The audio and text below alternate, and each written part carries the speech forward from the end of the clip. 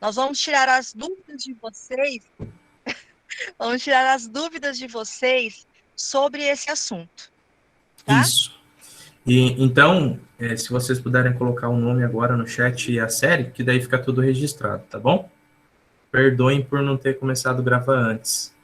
Tá, mas como a professora Tati disse, esse era o nosso encontro virtual, que faz parte da segunda semana do nosso encontro, do nosso curso sobre o MOL, na verdade.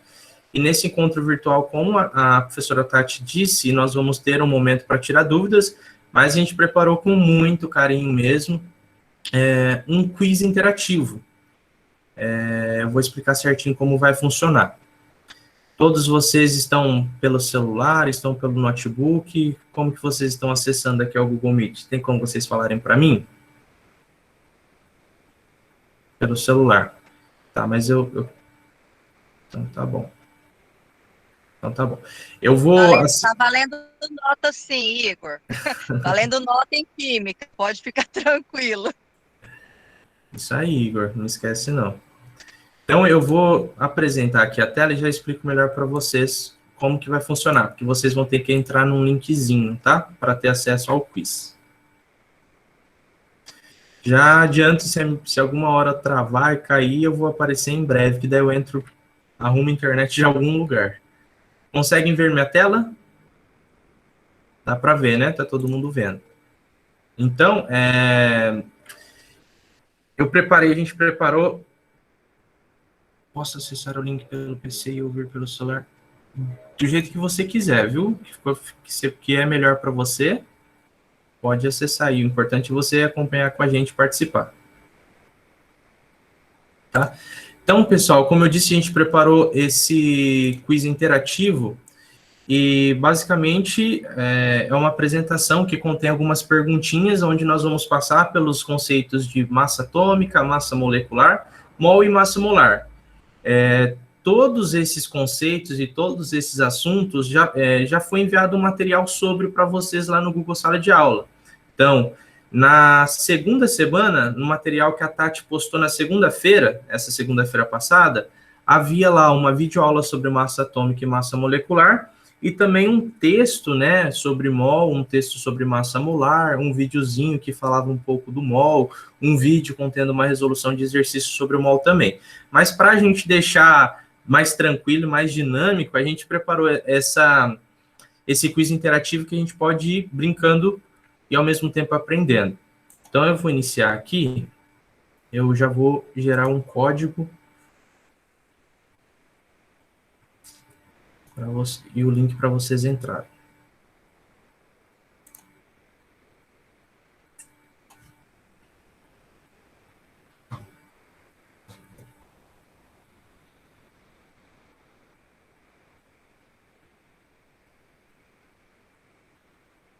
Então, ó, pessoal, eu vou mandar um link aqui no chat para vocês entrarem. E quando vocês entrarem nesse link, vai aparecer um espaço para vocês colocarem um código. É esse código que eu mandei logo em seguida aí. KDBJKM. Daí, logo que vocês entrarem, vai perguntar para vocês como que vocês estão se sentindo, vai aparecer uma caretinha feliz, uma triste, e vai aparecer o lugarzinho para vocês colocarem o código. Se tiver alguma dúvida, por favor, pode escrever, pode abrir o áudio, para a gente ajudar vocês, tá bom?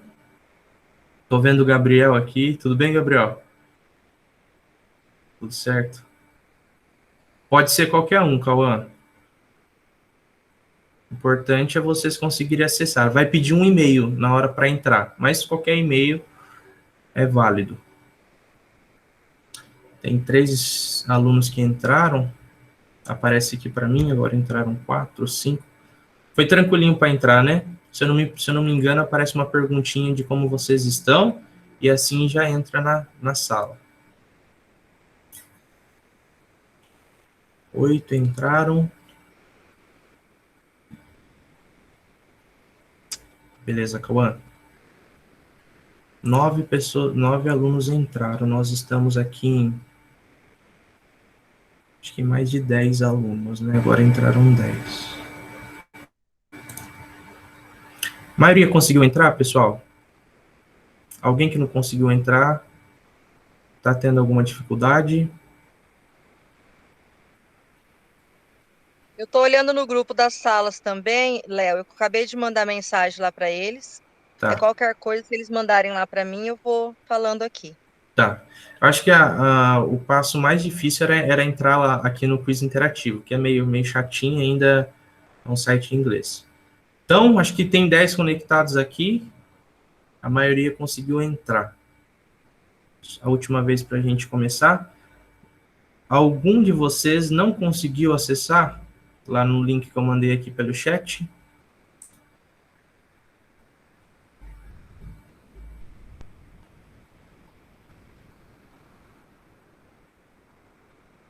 Ninguém se manifestou, acho que a maioria conseguiu entrar. Boa tarde, João.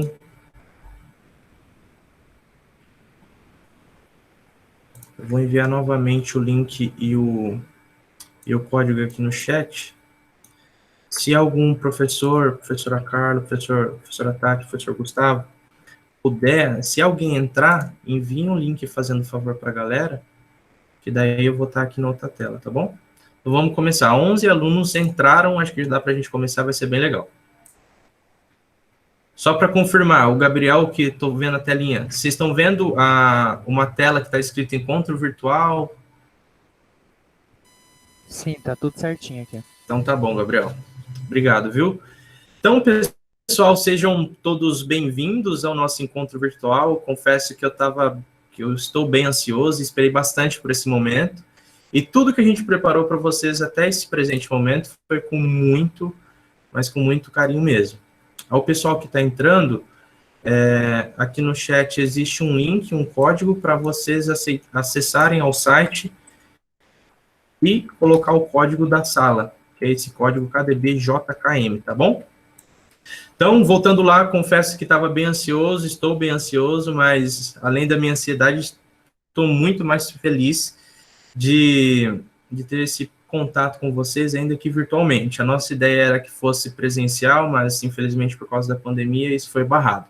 Então, agradeço também a diretoria da escola, a professora Cristiane que está junto de nós, a professora Carla, a professora Tati, a galera em geral aí da escola estadual, o professor Algo e a Zuko e a Machita, por ter me recebido tão bem por esta ilustre oportunidade. Então, vamos dar início. Para a gente iniciar, que tal a gente determinar a massa atômica de alguns elementos químicos?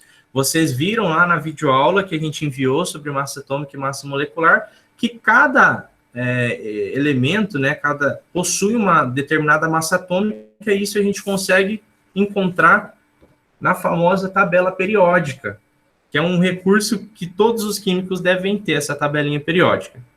Então, vamos determinar a massa atômica do polônio. Não é que nós vamos determinar, essa massa atômica já está lá. Aqui vai ser o espacinho que vocês poderão responder. Tem as opções aí. O polônio é esse elemento lá na tabela periódica que tem um quadradinho vermelho. Ó, o pessoal já começou a responder. Deixa eu fechar aqui para vocês não verem. Então, apareceu 3 opções aí para vocês marcarem qual que é a massa atômica do polônio.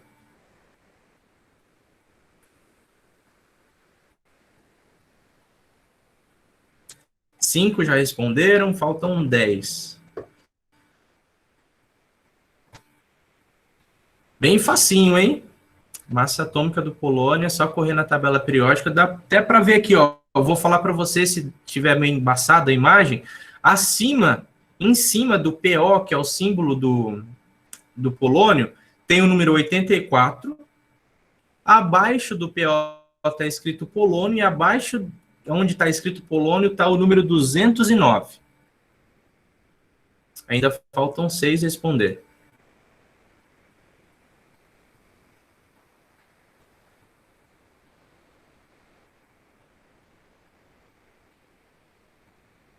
Tá dando para enxergar, Gabriel? Você tá forçando a vista aí? que o monitor aqui tá um pouquinho longe, eu tô dando uma olhadinha aqui. Ó, então, de novo, em cima tem o número 84, tá fácil, né, Cauã?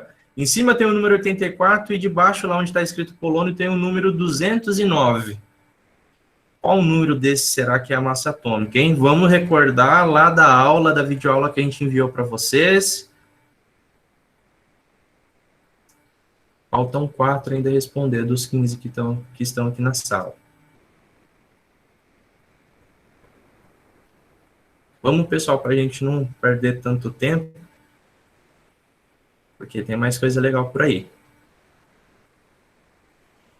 Aonde eu respondo? Licença. Ah, então.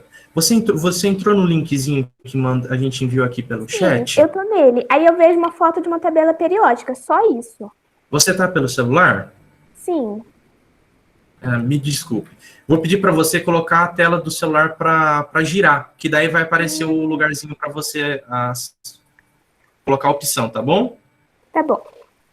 Eu esqueci de avisar. Obrigado por me lembrar. Quem tá pelo celular, procurem virar a tela, porque daí aparece o lugarzinho de colocar a opção.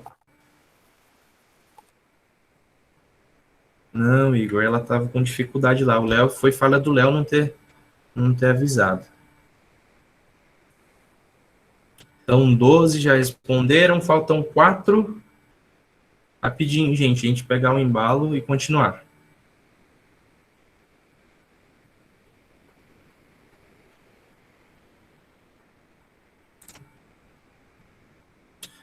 Então, bora lá. Ó, aqui pelo Meet, se vocês vierem à tela do Meet, vocês vão ver a resposta que vocês colocaram. Então, 11 pessoas colocaram lá que a massa atômica do polônio é igual a 209 U, né, que é a unidade de massa atômica, e outros 3 colocaram que é 84.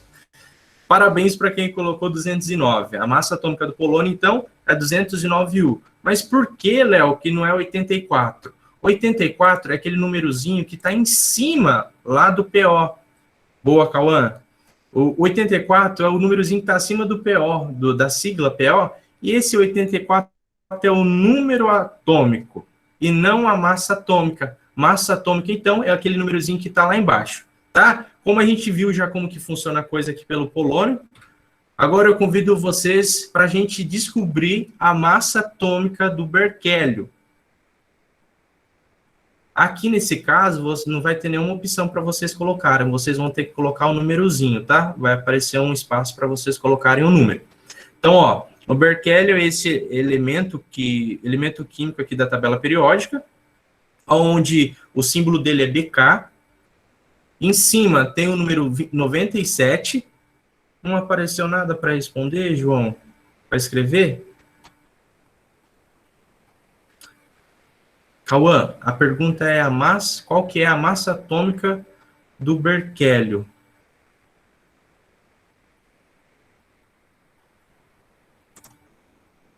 Previstos como esses acontecem, pessoal.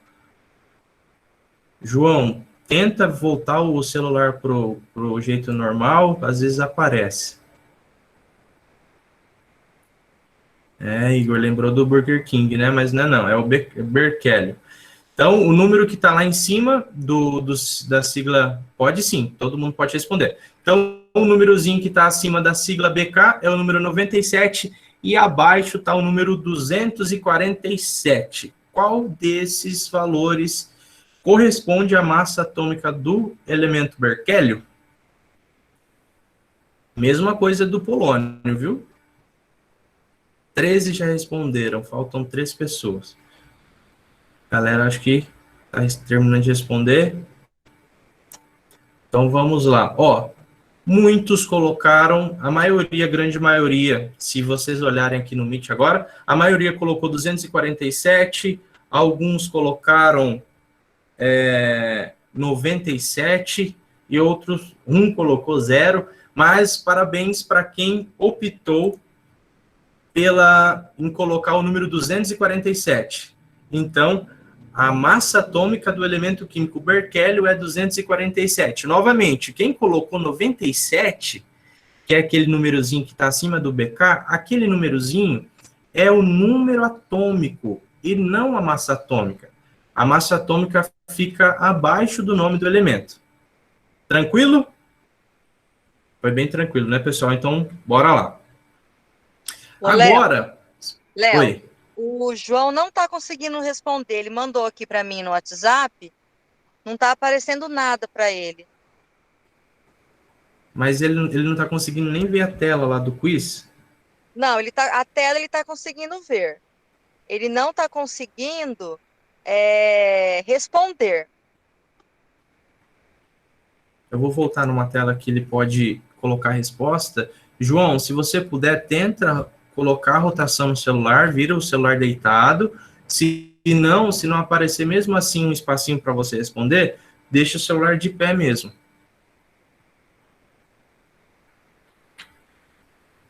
Esperar um minutinho, pessoal, só para ver se o João consegue.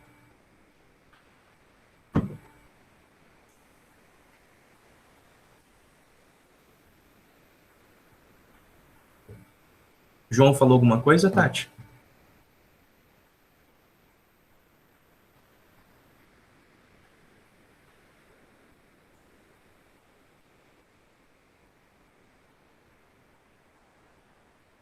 Léo, ele mandou uma foto para mim que ele não está conseguindo realmente entrar. Quer que eu vou mandar para você no WhatsApp, pode ser? Pode ser, daí a gente vê rapidinho o que está acontecendo. Ô, Léo, Qualquer... eu ia falar para você, você está coletando dados nesse quiz?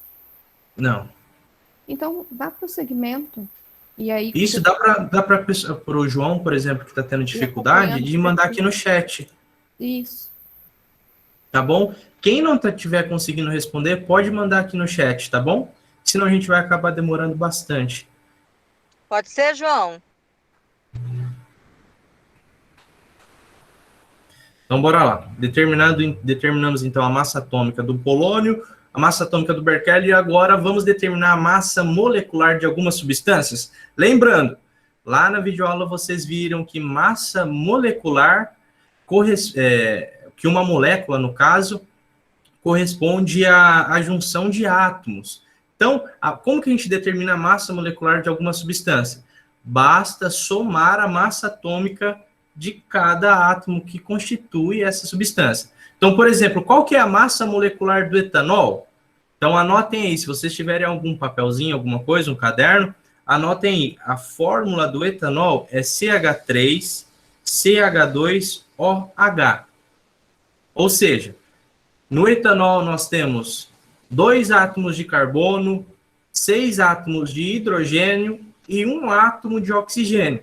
Então, como que a gente determina a massa molecular do etanol? Nós vamos somar 3 vezes, vamos fazer 3 vezes a massa atômica do carbono, mais 6 vezes a massa atômica do hidrogênio, mais a massa atômica do oxigênio. Anotaram a fórmula do etanol? Que a gente vai para o próximo slide, que tem um espacinho para vocês colocarem resposta. Moço, tem como o senhor falar de novo? Que eu me perdi aqui, rapidão. Falo sim. Então, ó, vamos recapitular. A massa molecular de uma dada substância, a gente descobre fazendo a soma das massas atômicas dos átomos que formam aquela substância. No caso do etanol, a fórmula do etanol é CH3CH2OH. Mas, Léo, o que significa esse monte de letra? Olha, o C se representa o átomo de carbono, o H representa o átomo de hidrogênio e o O representa o átomo de oxigênio. Então, se a gente for ver, aqui no etanol, nós temos 2 átomos de carbono, 6 átomos de hidrogênio e 1 átomo de oxigênio. Como que vamos descobrir a massa atômica, então? Nós vamos fazer 2 vezes a massa atômica do carbono, que eu já vou mostrar o valorzinho para vocês, mais 6 vezes, porque são 6 átomos de hidrogênio, 6 vezes a massa atômica do hidrogênio, mais 1 vez a massa atômica do oxigênio. Deu para entender? Esqueci seu nome. Ia falar Simone de novo. Isadora. Isadora. Deu para entender, Isadora? Ficou mais claro? Deu sim, valeu pela explicação. Então tá bom. Então aqui é a telinha que vocês vão poder inserir o número, ou seja, o valor da massa molecular do etanol. Então, ó, aqui eu circulei em vermelho na tabela o carbono, o oxigênio e o hidrogênio. O carbono, anotem aí, a massa atômica do carbono, a gente pode usar 12U. A massa atômica do oxigênio, a gente pode usar como sendo 16U, né, por causa da unidade. E a massa atômica do hidrogênio, a gente pode usar como sendo 1U. Então, lembre, o etanol tem 2 átomos de carbono. Pode colocar os 4, Cauã. Então, lembrando, o etanol tem 2 átomos de carbono, 6 átomos de hidrogênio e 1 átomo de oxigênio. Só somar as massas atômicas. Alguém ficou com alguma dúvida nessa de massa molecular? Não precisem ter vergonha. Se quiser abrir o áudio, mandar pelo chat.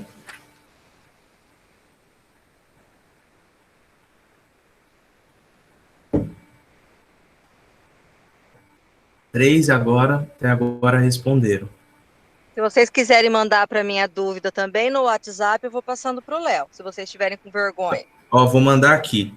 Massa atômica do hidrogênio é igual a 1U. Massa atômica do carbono é igual a 12U. E massa atômica do oxigênio é igual a 16U. Fica mais fácil.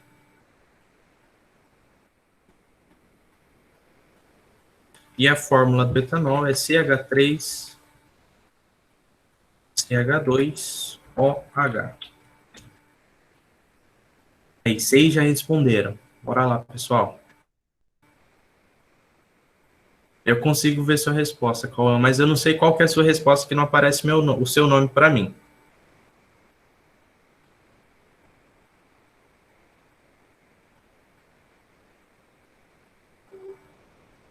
Espera aí que eu já vejo, tá bom? 8 já responderam.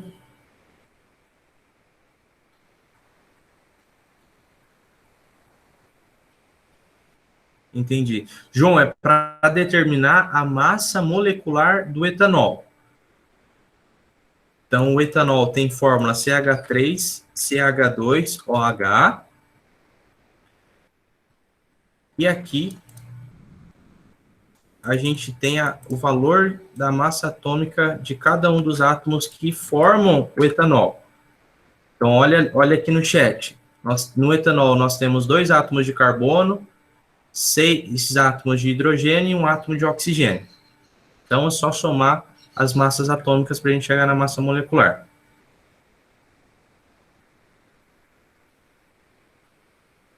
Bora, 11 já responderam, para a gente não perder tempo, já vamos discutir as respostas. Alguns marcaram, vários marcaram aqui 46, alguns marcaram perto de 25, 30, o outro marcou 91, alguns marcaram próximo de 0. Então, veja, vocês estão vendo a tela aí, é 46. Se a gente somar, então, as massas atômicas do carbono, do hidrogênio e do oxigênio, a gente vai chegar em 46U, que é a massa molecular do etanol. Parabéns, pessoal. Então, bora lá, não acabou ainda não. Agora eu pergunto para vocês, qual que é a massa molecular do peróxido de hidrogênio? O peróxido de hidrogênio é também conhecido popularmente como água oxigenada. E a fórmula dele é H2O2. Então, é a mesma coisa. Vocês vão ter que somar as massas atômicas.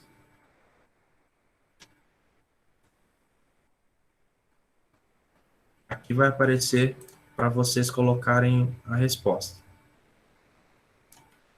Então, vou colocar aqui de novo, a massa atômica do hidrogênio é 1U e a massa atômica do oxigênio é 16U. Lembrando que no peróxido de hidrogênio nós temos 2 hidrogênios e 2 oxigênios. Fácil, hein? Presente do Léo para vocês. Que perguntinha tranquila. Facilitei para você, Gabriel? Estava forçando a vista, eu estou colocando no chat agora os valores, tá? 4 já responderam. Vamos lá, pessoal.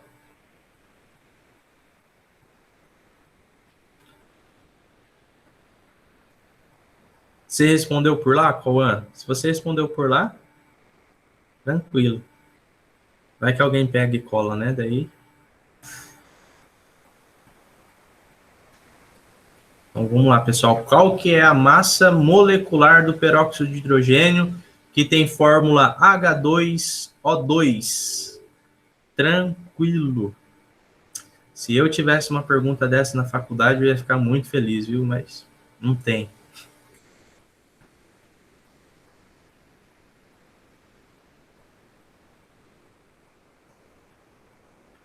Doze já responderam. Vamos lá. Vamos ver se a gente chega num número maior, para a gente continuar.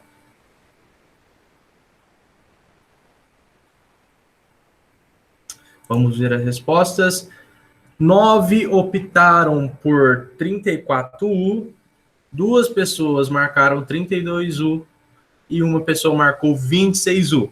Parabéns àqueles que assinalaram 34U. Mas por que 34U, Léo? Se a gente fazer 1 mais 1, que corresponde à massa atômica de 2 átomos de hidrogênio, mais 16 mais 16, a gente chega no valor de 34. Vocês estão mudando essa resposta aí, né? Só porque estão vendo aqui.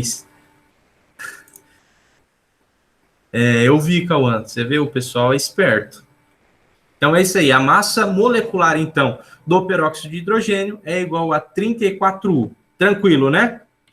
Vimos, então, massa atômica e massa molecular. E agora, que tal a gente relembrar alguns pontos importantes sobre o mol? Afinal, o nosso curso é sobre o mol. E também a gente relembrar alguns pontos importantes sobre massa molar? Bora? Então, bora lá. Mas, antes de começar tudo isso, me surgiu uma grande dúvida. E vocês vão ter que me ajudar a responder. É possível a gente determinar a massa de um relógio, vamos imaginar um relógio de pulso, usando uma balança de caminhão? Apareceu para vocês aí, já responderam? 2 responderam, 3. Será que é possível? Eu fiquei com uma dúvida muito grande quando eu parei para pensar nisso. Aí a Michelle está falando que não, o João também. Vamos ver se os demais amigos concordam.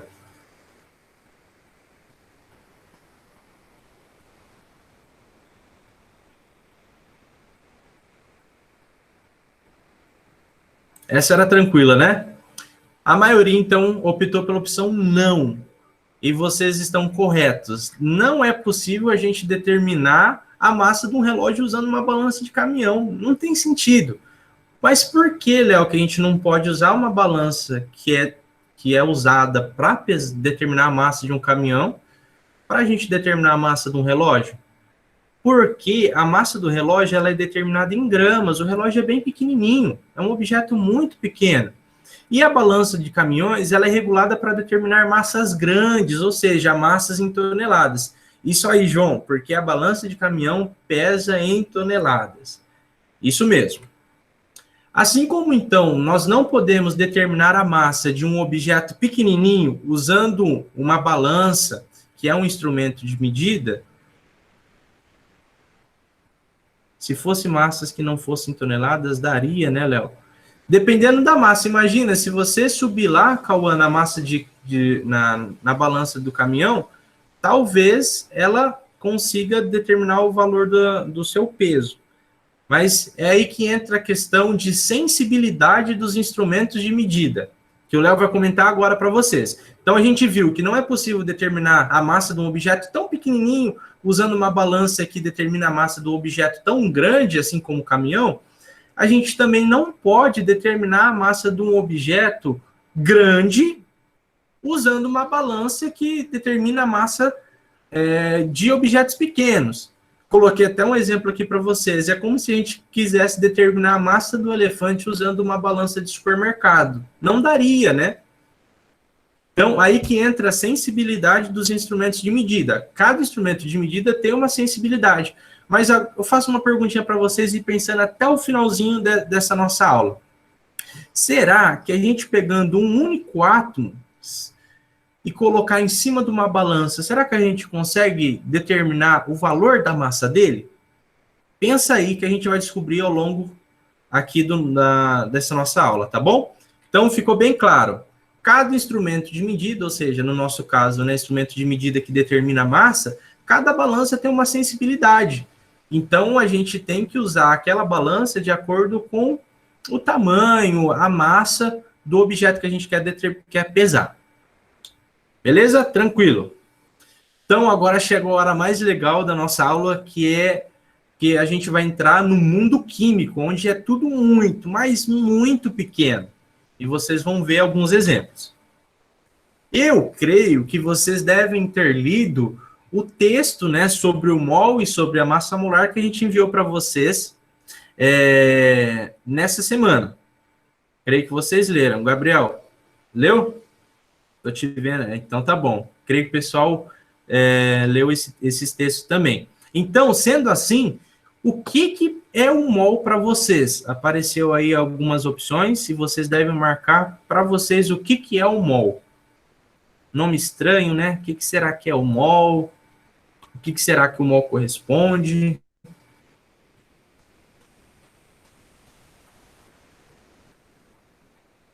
Essa é tranquilinha também.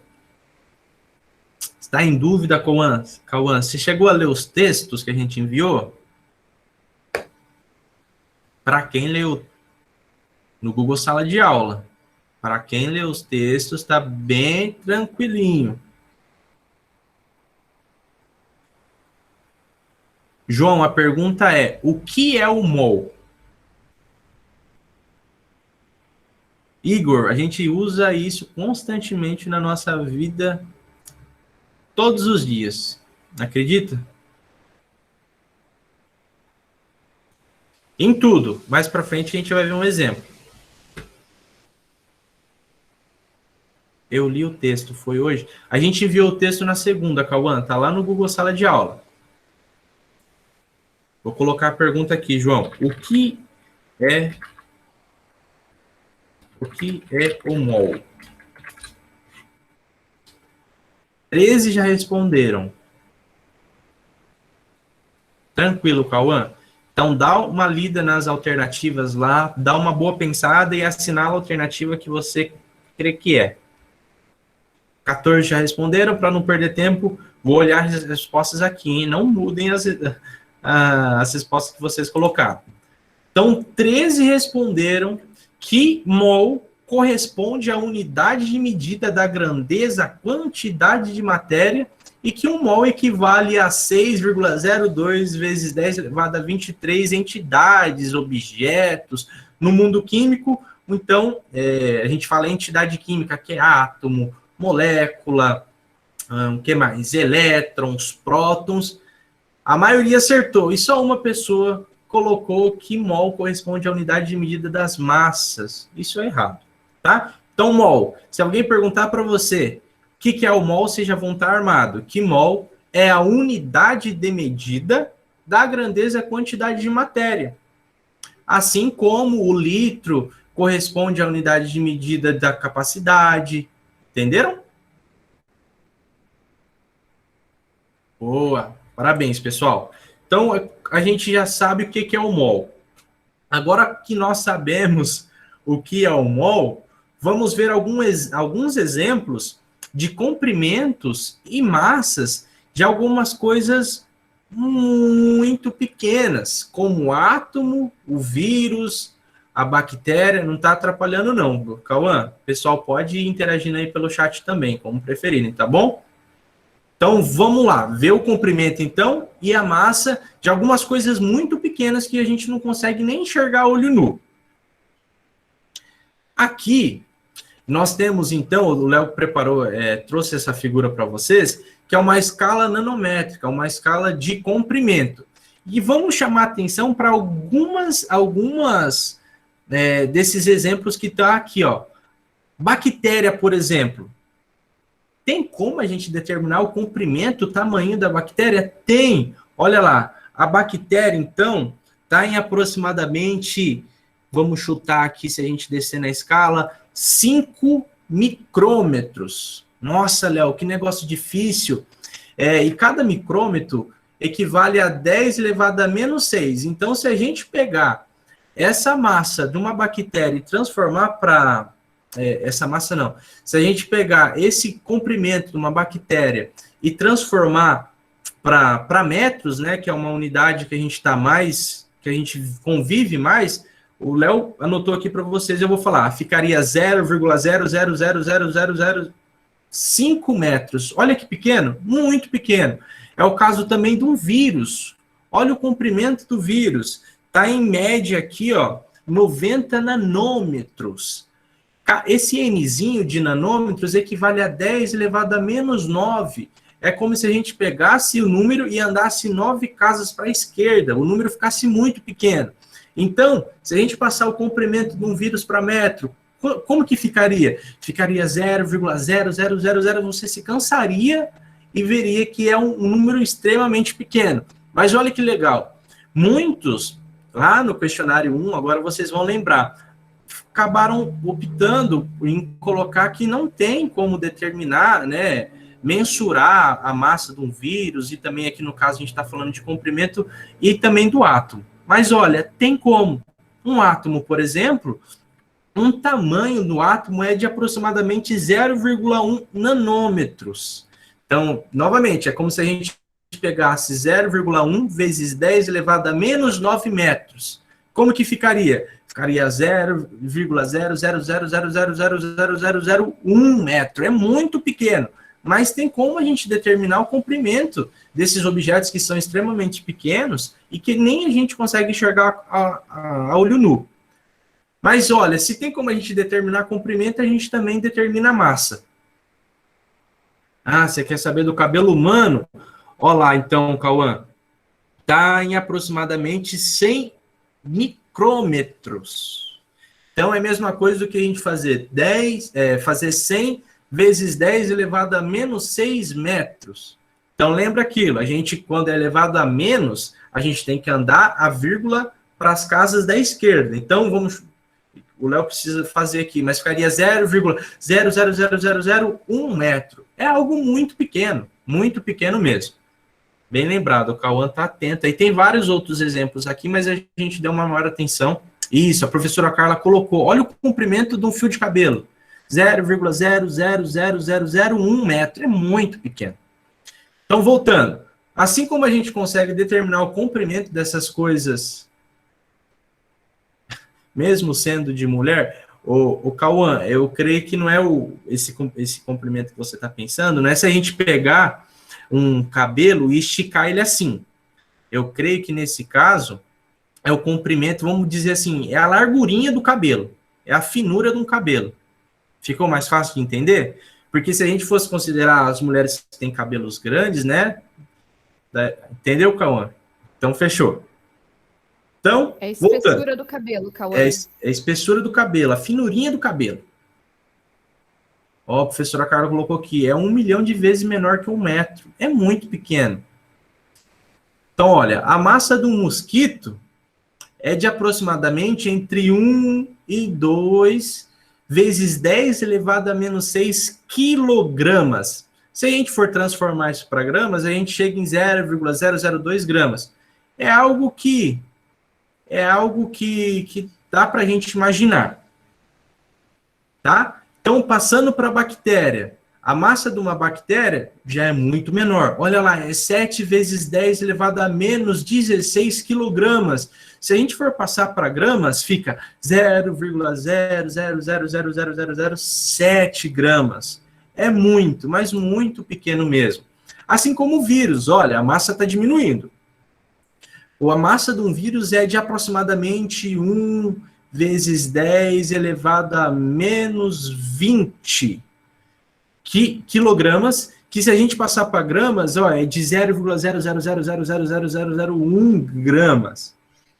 Entenderam? Então, vamos imaginar o coronavírus que está aí assolando a Terra. A gente não consegue pegar e ver a olho nu, mas tem como determinar a massa desse vírus, que é muito pequena, mas muito pequeno mesmo.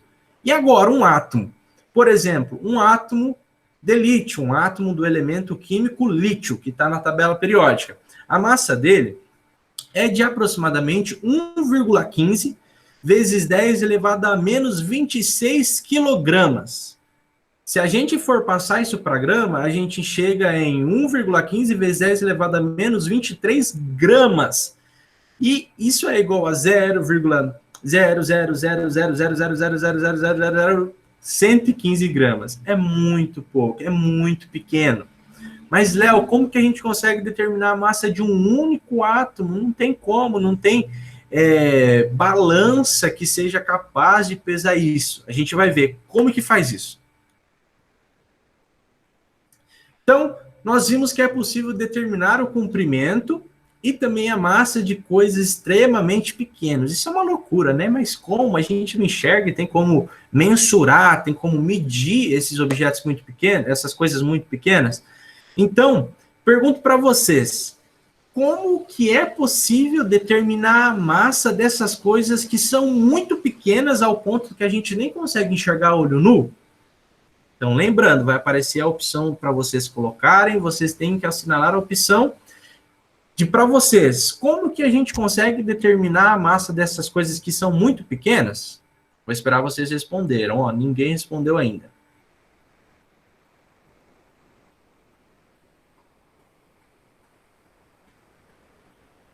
Dois já responderam. Vou mandar a pergunta aqui.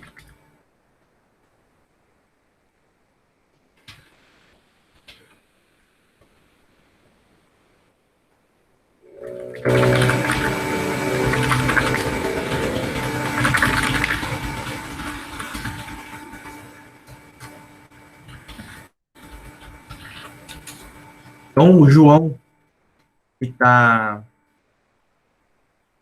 respondendo pelo chat, puder, se quiser escrever aqui, tá bom? A resposta. Se às vezes eu não responder todo mundo, é por causa que senão a gente perde um pouco o foco. Ô, Léo, eu vou respondendo. Tá bom. Eu tô vendo que a professora Carla tá respondendo aí. Obrigado, professora. Senão eu fico doido aqui. Tô com 2 monitores, já tô ficando doido. 11 já responderam, hein? Tô ansioso para ver o que vocês colocaram. Vamos lá, pessoal. Vamos ver as respostas. 8 optaram pela opção de que é fácil. É só a gente juntar um monte, uma grande quantidade daquilo que é extremamente pequeno e pesar. Alguns falaram que acham que esses dados que eu mostrei para vocês é inovação, não existem. E outros falaram que é necessário a gente pegar uma lupa e uma pinça, capturar aquilo que é tão pequeno e determinar a massa. Não tem como, né? Então, a primeira opção é a mais viável, que é muito fácil. A gente pega várias, no caso do átomo, a gente pega uma grande quantidade de átomos e assim a gente consegue determinar a massa. Olha que legal. Lembra daquele valor da massa de um átomo de lítio que o Léo mostrou para vocês? Vou até voltar lá, ó. A massa, então, de um único átomo de lítio é de 1,15 vezes 10 elevado a menos 23 gramas. É muito pequeno. Mas como que a gente consegue determinar essa massa, a massa de um único átomo de lítio? A gente vai ver. Mas antes, gostaria de perguntar para vocês. O que é a massa molar? A gente precisa saber disso para entender como que a gente determina a massa de um único átomo. Então, apareceu aí algumas opções para vocês responderem. O que é a massa molar? Porque a gente precisa saber, então, o que é o mol e também saber o que é a massa molar. Não, Cauã, eu mandei aqui para o caso do João, né? Que o João, eu acho que é o que está sem acesso lá. E aí, se o João quiser responder por aqui, pode responder. Aí você responde por lá, Cauã, que é mais legal. Então, o que é a massa molar, hein? Através de tudo isso, do mol e da massa molar, a gente vai ver nós vamos ver juntos, né? No caso, como que determina a massa de um único átomo. Meu, se a gente não consegue ver um átomo e pegar nem um único átomo sozinho, como é que a gente determina a massa? Esse Léo deve estar com conversa, vocês devem estar pensando, né? Mas não é não. Vocês já responderam. O que é a massa molar? O que será que é a massa molar? O próprio nome já diz.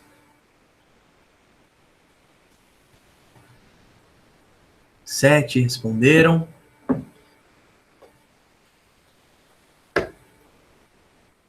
Nove já responderam. Bora lá. Esperar chegar pelo menos no 10.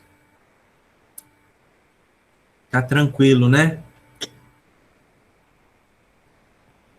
10 responderam. 11. Então vamos ver. A maioria, 10 pessoas responderam que é a massa que corresponde a 1 mol de determinada matéria, e 2 pessoas falaram que é a massa que corresponde a 10 quilogramas de qualquer átomo. Né? Que é isso? Então, o pessoal que assinalou aí, é a massa que corresponde a 1 mol de determinada matéria, vocês estão certos, parabéns. E quem marcou errado, agora já sabe qual que é a resposta correta. Então, agora a gente já sabe o que é mol. Mol é a quantidade, é a unidade de medida da grandeza, a quantidade de matéria, e equivale a 6,02 vezes 10 elevado a 23 entidades e tudo mais. E a massa molar é a massa de 1 mol, se a gente pegar aquele número gigantesco de coisas e pesar. Então, bora. Vamos descobrir aqui, ó, até preparei para vocês a conta, com a minha letra bem feia, de como que a gente chega naquela massa de um átomo, um único átomo de lítio. Se a gente for na tabela, e vocês devem ter visto também no texto sobre massa molar que a gente enviou, que se a gente for lá no átomo de lítio, assim, qualquer átomo, o numerozinho daqui de baixo, não vai dar para ver por causa do efeito, mas o numerozinho daqui de baixo corresponde também à massa molar daquele a massa molar daquele elemento. Então, se a gente for lá no lítio, a gente vai ver que debaixo dele tem 6,94. E a massa molar, ela é dada em gramas por mol, ou seja, por exemplo, aqui no nosso caso, 6,94 gramas, que corresponde a 1 mol. Então, se a massa molar do lítio é 6,94 gramas, até coloquei aqui, 6,94 gramas corresponde a 1 mol de átomos de lítio. Lembre o que é 1 mol. 1 mol equivale àquele número gigantesco, que é 6,02 vezes 10 elevado a 23. Então, novamente, se nós pegarmos essa quantidade grande de lítio, assim a gente consegue ter uma massa, vamos dizer, apalpável, que a gente consiga determinar essa massa. Se a gente pegar essa grande quantidade de lítio e colocar numa balança, nós vamos determinar essa massa, que é de 6,94 gramas, mas isso é para o montante de átomos de lítio. Agora, como é que a gente descobre a massa de um átomo? A gente faz assim. O pessoal está levantando a mão. Estão com alguma dúvida? Manda no chat, fazendo favor. Oi, Daniel, pode falar. Tipo assim, a massa de grama muda do elemento? Tipo, o elemento lítio é 6,94 gramas.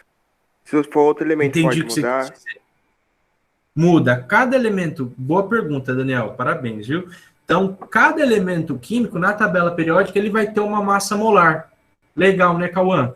Então, por exemplo, vou citar aqui para vocês. No caso do lítio, a massa molar dele é 6,94 gramas por mol. Fala um elemento aí, Daniel. Você sabe o nome de algum?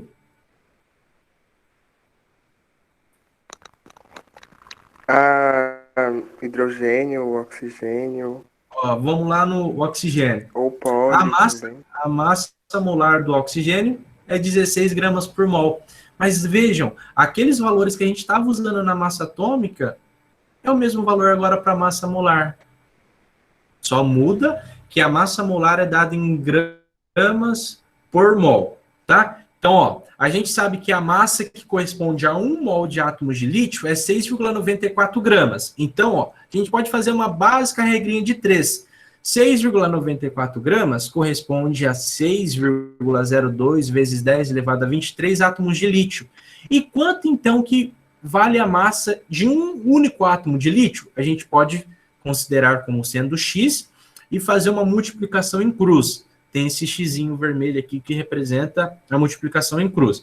Então, é a mesma coisa do que a gente fazer a multiplicação cruzada, pegando 6,02 vezes 10 elevado a 23 multiplicado por x, vai ser igual a 6,94 multiplicado por 1.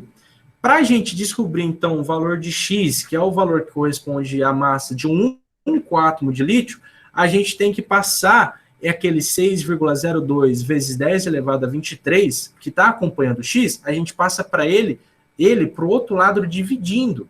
Então, como ficaria? X é igual a 6,94 gramas dividido pelo número que equivale a 1 mol, que é 6,02 vezes 10 elevado a 23. Quando a gente faz isso, a gente chega no valor de 1,15 vezes 10 elevado a menos 23 gramas. Lembram desse valor? É o valor que eu apresentei para vocês lá atrás, que é o valor da massa de um único átomo de lítio. Deu para entender, pessoal, como que a gente faz para determinar a massa de um único átomo, sendo que a gente nem consegue enxergar? Ou alguém ficou com alguma dúvida?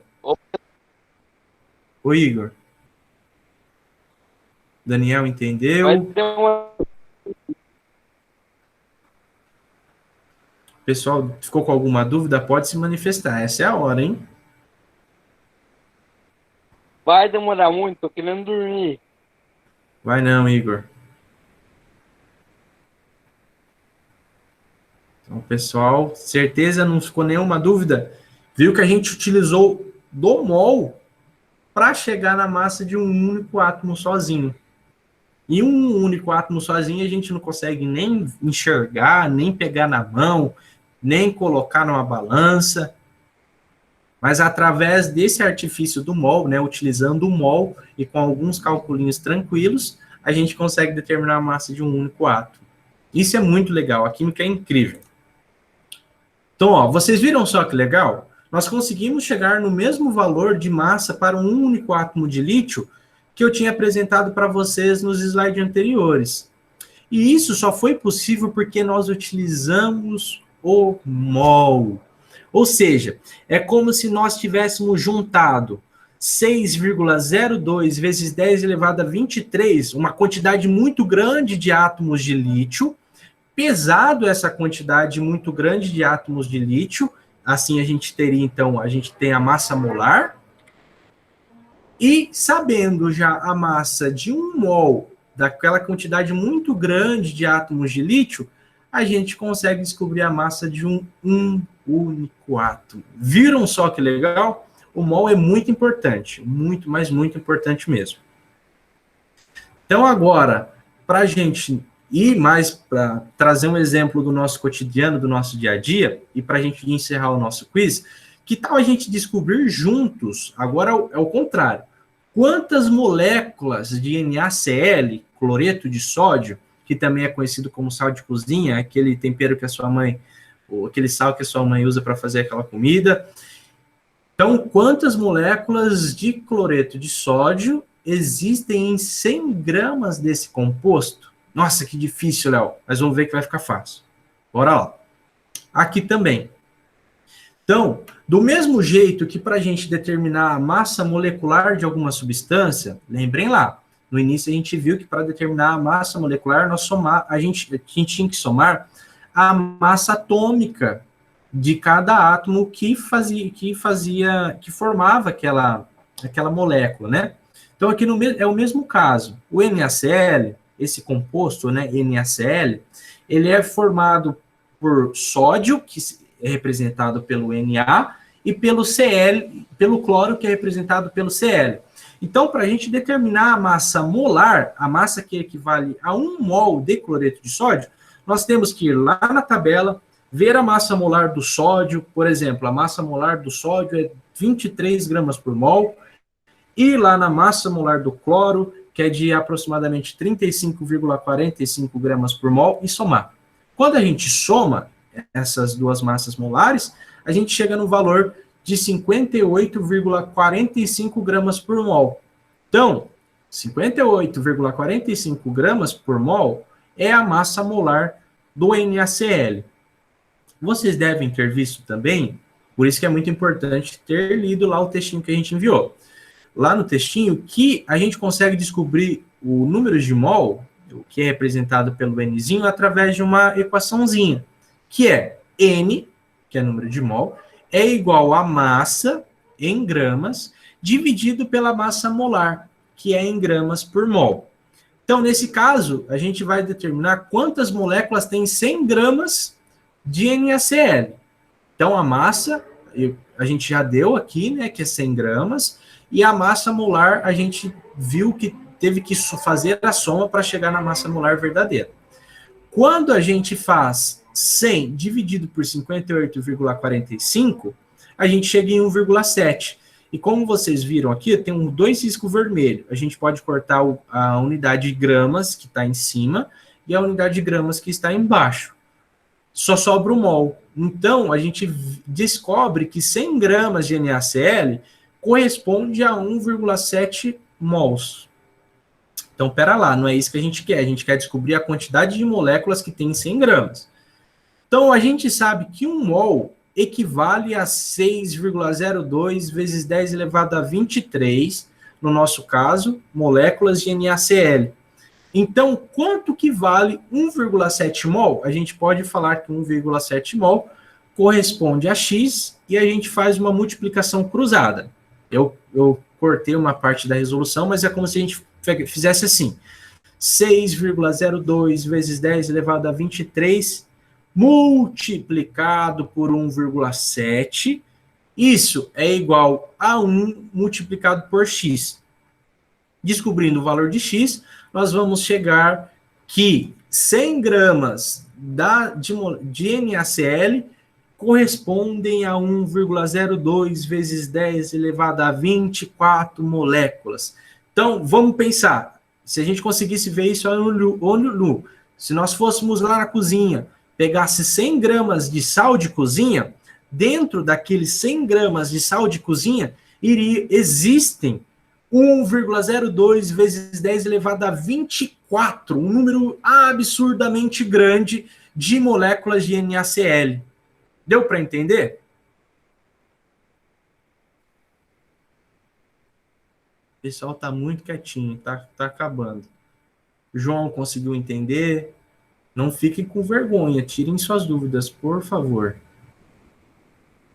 Entendeu, Pedrão? A Isabela também entendeu. Feliz por vocês terem entendido. Então, se nós formos lá na cozinha pegar 100 gramas de sal para usar num tempero, alguma coisa, vocês podem chegar na mãe de vocês, no pai, no responsável e falar assim, ó, aí tem um número absurdo de moléculas de NaCl. 1 vezes 10 elevado a 24 moléculas. Eles vão ficar felizes, hein? Imagine. Então, legal que vocês entenderam. Pessoal, então nós acabamos nosso quiz interativo. Foi um prazer enorme estar com vocês, tá? Um prazer muito grande mesmo. Agora, para a gente encerrar, para não ir muito longe... Obrigado, Cauã. Para a gente não ir muito longe, eu vou abrir para vocês fazerem as perguntas que surgiram durante a apresentação. Se tem alguma pergunta, alguma coisa, podem fazer as perguntas que a gente responde. E depois eu só vou voltar lá e mostrar rapidinho como que constrói um mapa conceitual. Porque vocês devem ter recebido a notificação e visto lá no Google Sala de Aula que a atividade que é para entregar essa semana é um mapa conceitual sobre o MOL. Tá? Mas antes, alguém tem alguma dúvida, alguma pergunta? Ficou com dificuldade em compreender alguma coisa? Se sentirem à vontade, pode abrir o áudio, ou pode escrever pelo chat, do jeito que vocês acharem melhor. Os professores, eu esqueci de falar alguma coisa durante o quiz? Foi perfeito, Léo, foi ótimo. Tá bom. Os alunos estão comentando no chat, finalmente, uma aula, né, pessoal? E aí eu gosto de lembrar vocês que vocês têm a chance de participar das aulas dos professores no chat do Centro de Milhas. E agora a gente vai tentar nesse segundo bimestre fazer aulas ao vivo, assim, ó, com imagem. Vou fazer uns testes com o professor Tadayuki de usar o Meet lá também, tá bom? Legal, pessoal, vocês não têm ideia da felicidade que eu tô. Eu tava tão nervoso que minha boca tava secando aqui durante o que eu tava falando.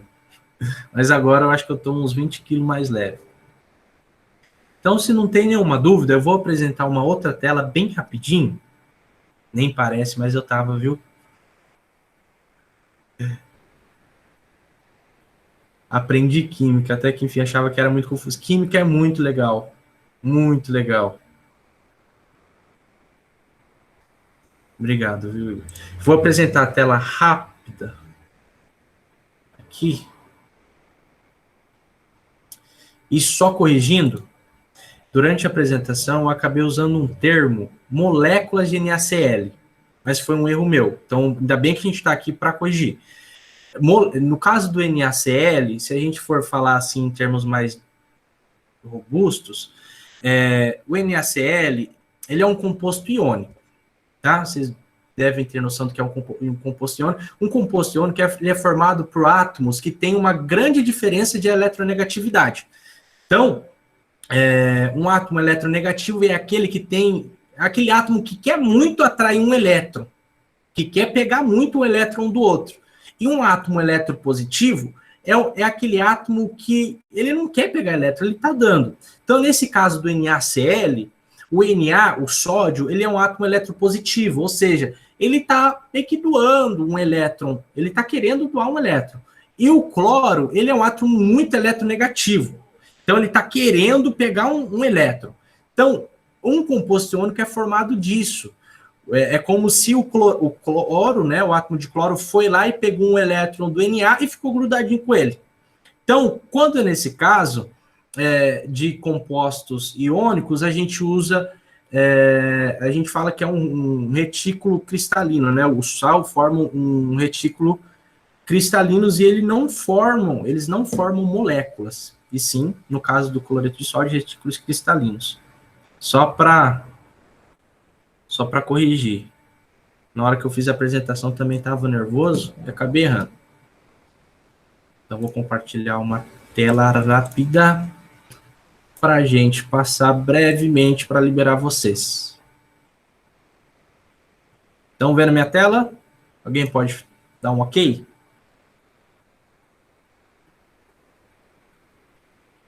Sim, Léo. Então tá bom. Pessoal, aqui vai ser bem rapidinho, porque na primeira semana do curso, junto com aquele questionário inicial que vocês responderam, tinha um videozinho lá falando dos mapas conceituais. Então, vocês tiveram... Tudo que eu vou passar aqui tá lá no vídeo, tá? Então, isso aqui é só para a gente recordar o passo a passo de como que faz o mapa conceitual. Lembrando, vocês deverão entregar nessa semana um mapa conceitual sobre o MOL. Então, olha lá. Mapas conceituais. O que são os mapas conceituais? São ferramentas que a gente pode utilizar para organizar nossa ideia. Por exemplo, nessa aula hoje, nós vimos massa atômica, massa molecular, mol e massa molar, e eu estou muito empolgado e eu não quero esquecer isso, eu quero passar isso para o papel. O que eu posso fazer, Léo? Eu posso ir lá e montar um mapa conceitual. É como se fosse um resuminho estruturado, que vocês vão ver ao longo aqui, de tudo aquilo que você aprendeu. E de um jeito visual, né? Um jeito mais fácil de observar.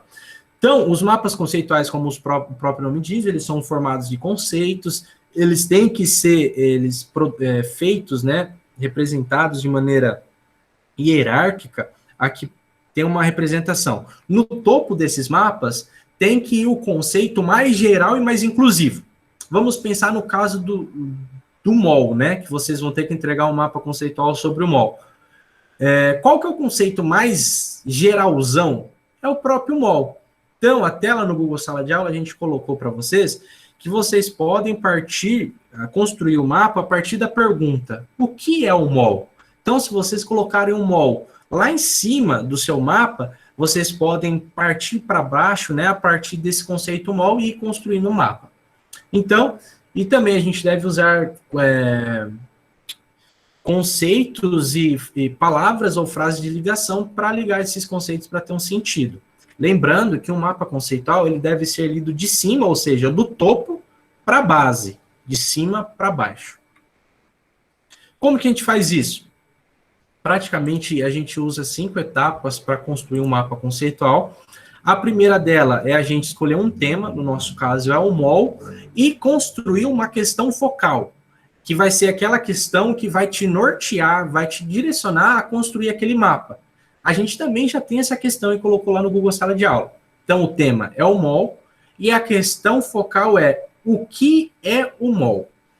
E esse mapa, você vai ter que buscar, através do mapa, responder essa pergunta. Depois que você construir, você vai pegar seu mapa conceitual e vai ver e vai falar, eu entendi o que é o MOL. Ou seja, você respondeu aquela pergunta inicial. Então, aqui no caso, como era uma revisão da primeira semana, a gente pergunta, né, coloca como pergunta, o que são unidades de medidas? A segunda etapa é identificar alguns conceitos que são relevantes, que tem, a gente chama de conceitos chaves, dentro do tema que a gente escolheu, e listar esses conceitos. Por exemplo, depois da aula de hoje, você vai construir um mapa conceitual sobre o MOL. Alguns conceitos que você pode anotar. MOL, unidade, grandeza. É fazer, literalmente, uma listinha de conceitos. Vocês podem até separar. Os conceitos mais gerais, aqueles que vão mais na parte de cima do mapa. Aqueles conceitos intermediários que vão mais no meio do mapa. E os conceitos mais específicos, aqueles que vão mais na base do mapa. Vocês podem anotar esses conceitos antes de... Vocês devem, no caso, né, anotar esses conceitos antes de começar a construir o mapa de vocês. Então, por exemplo, a gente costuma dizer que essa lista de conceito é um estacionamento. Num estacionamento de carro, de supermercado, tem hora que tem muito carro, tem hora que algum carro saiu, algum carro entrou. Então, é o mesmo caso.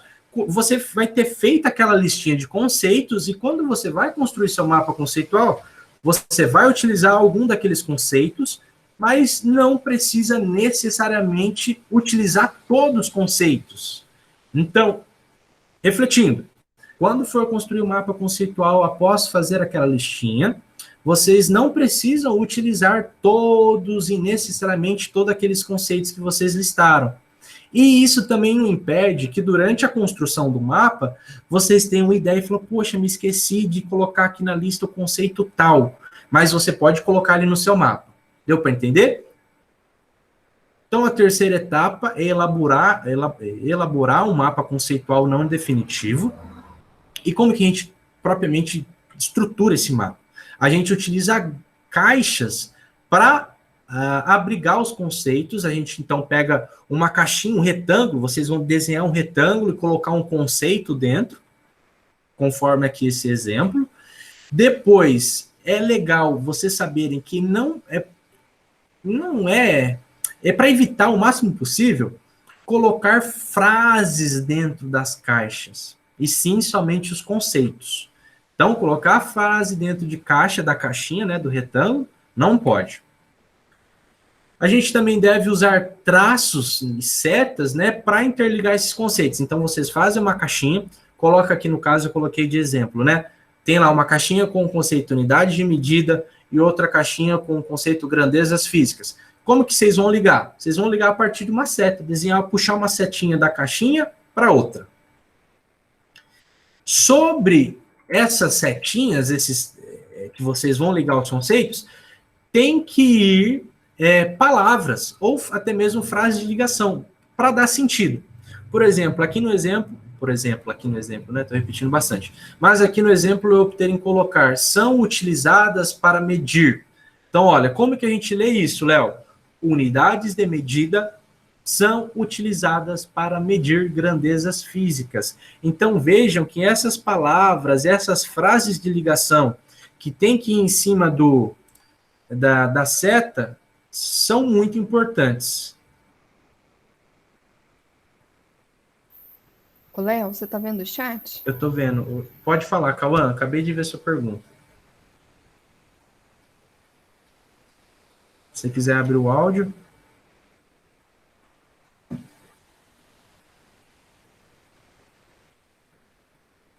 Tudo bem, pode abrir a câmera e daí abre o áudio, que daí aparece a sua telinha pra gente.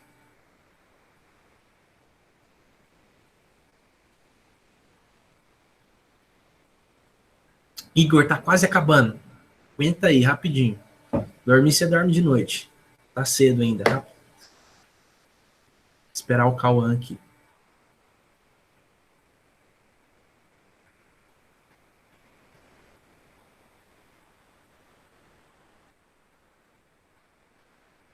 Aí, o Cauã, abre o seu áudio e fala alguma coisa que daí a sua telinha aparece para todo mundo. É como se fosse assim um mapa conceitual. Isso, é como se fosse assim. No final dessa apresentaçãozinha que eu trouxe para vocês, e lá no vídeo também, a gente vai ver como que é um mapa conceitual. Obrigado, viu, Cauã? Por ter abrido a câmera e tudo mais. Então, voltando lá, vejam a importância de colocar essas palavras e frases de ligação em cima das setinhas, que como o próprio nome diz, essas palavras e frases é que vão fazer a ligação entre os conceitos que estão nas caixinhas.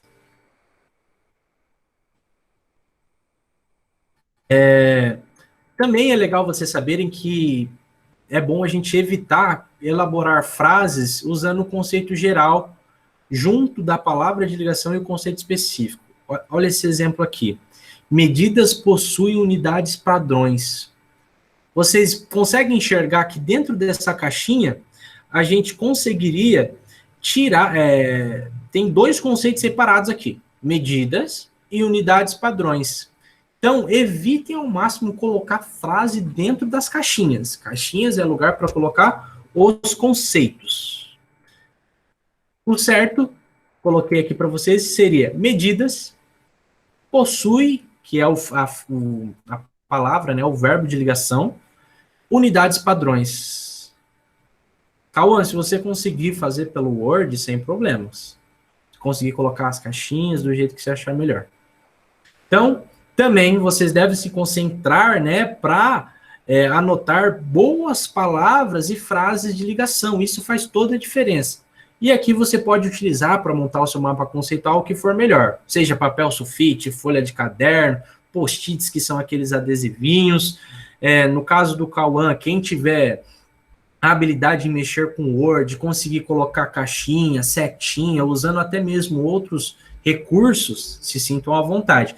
Mas se sentirem dificuldade em montar usando o computador e tudo mais, pode fazer numa folha sulfite mesmo. Faz a caixinha lá com um lápis, uma caneta, vai puxando as setinhas, é até melhor para você ir refletindo, e depois tira uma foto e envia para a gente lá. Então, a quarta etapa, está acabando, é buscar realizar ligações cruzadas entre os conceitos. E é legal a gente saber que todos os conceitos dentro daquele tema têm uma relação. Vou mostrar um exemplo depois. E a última etapa, então, né, é revisar o mapa antes de entregar. E antes de você entregar, você pega seu mapa e se pergunta: esse mapa aqui, as posições que eu coloquei, os meus conceitos, as minhas caixinhas, elas transmitem clareza? É fácil de se entender aquilo que está no mapa? Ô, João, um mapa conceitual não precisa de título. No caso, não precisa de título. Você precisa ter uma questão, né? Como disse, uma questão de partida, que no caso, vocês vão ter que responder o que é o MOL. E o primeiro, se vocês optarem partir daí, o primeiro conceito dentro da caixinha vai ser o próprio MOL. Tá? Mas não precisa de colocar um título. Se você quiser escrever lá no seu papel, coloca mapa conceitual sobre o MOL. Talvez esse seria o título. Então, antes de entregar, dá aquela olhada bacana no seu mapa e ver se você mesmo consegue entender. Então, agora, rapidinho, para a gente já encerrar, vou mostrar para vocês como que a gente pode construir um mapa conceitual. Aqui, no caso, eu fiz um mapa conceitual sobre unidades de medidas, que é o assunto da primeira semana. Então, a primeira etapa, então, era a questão focal. O que são unidades de medida? Depois vem a segunda etapa, que é listar os conceitos. Então, aqui eu listei alguns conceitos, ó, unidades de medida, grandeza física, medida, unidades padrões, instrumentos de medida, comprimento, tempo, área, massa, hora, quilograma, alguns conceitos que são relevantes, ou seja, que são importantes dentro do tema de unidades de medidas. Então, já vão pensando aí de alguns conceitos que são importantes dentro do nosso tema, que é o mol. Então, olha, terceira etapa, então, é começar a elaborar o mapa. Depois que seleciona os conceitos, começa a elaborar. Aqui eu peguei... Deu para entender, Cauã? Estava travando? Então, mas vamos dar sequência. Então, aqui, então, eu optei em pegar, né, o conceito mais geral, como deve ser feito no mapa conceitual. O conceito mais geral desses aqui que eu separei é a unidade de medida. Então, peguei o conceito geral e coloquei lá no topo do meu mapa. Depois, para baixo do conceito mais geral, começa a aparecer os conceitos intermediários e os conceitos lá na base são aqueles específicos, mais específicos. Então, optei em pegar o conceito de grandeza física, coloquei a setinha e coloquei a frase de ligação em cima. São representações. Então, como leio? Unidades de medida são representações de grandezas físicas. Daí eu peguei o conceito de medidas, coloquei abaixo de grandezas físicas, porque já começa a ser menos inclusivo, a ser menos geral, menos e mais específico.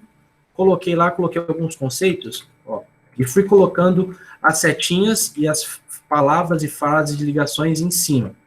Então, vamos parar aqui e ler. Até de cima para baixo, como que nós lemos? Unidades de medida são representações das grandezas físicas que podem ser medidas. Vamos para a esquerda.